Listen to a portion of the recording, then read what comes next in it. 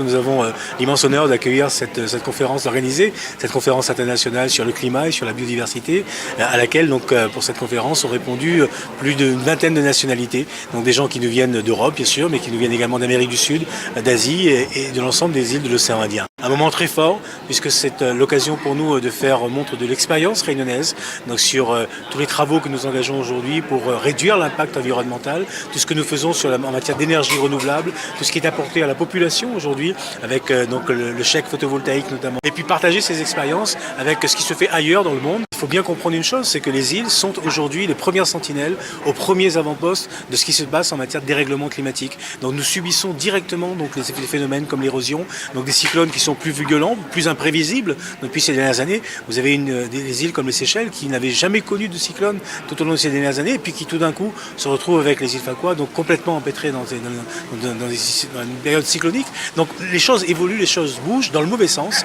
et encore une fois les îles sont peut-être les plus directement impactées, les plus fortement impactées et en première ligne. Ce qui concerne aujourd'hui l'île Maurice, malheureusement concerne également la Réunion, les Seychelles, Madagascar et les Maldives si je m'en tiens à cette partie du monde.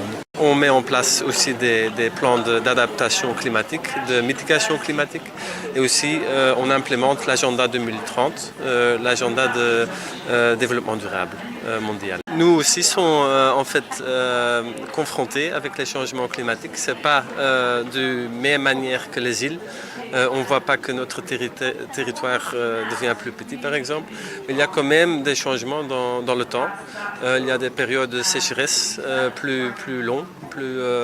Pendant l'été. La pluie tombe avec plus de force quand ça tombe.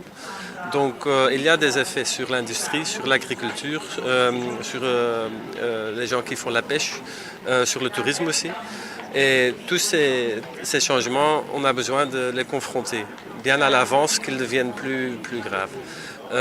Et donc c'est pour ça qu'on a développé des plans pour combattre ça. Ce n'est pas que Maurice, en tant qu'île, devienne le pays parmi les pays les plus exposés au monde aux catastrophes naturelles. Il est évident que si Maurice y figure, les Seychelles y sont aussi, la Réunion y est aussi, Madagascar y est, les Comores y sont et les Maldives de même. Des pays tels que Maurice, la Réunion, les Seychelles, les Comores, les Maldives sont des pays qui émettent moins de 1% des gaz à effet de serre au monde. Nous avons des réseaux, des gouvernements représentatifs du monde entier qui sont là ici. Donc nous arrivons à travers ce réseau à sensibiliser nos décideurs sur les décisions contraignantes même que nous devrions prendre afin de sauvegarder nos pays. La Réunion et l'île Maurice, nous avons une coopération, une collaboration vraiment exemplaire. La Réunion est un modèle dans le domaine du développement durable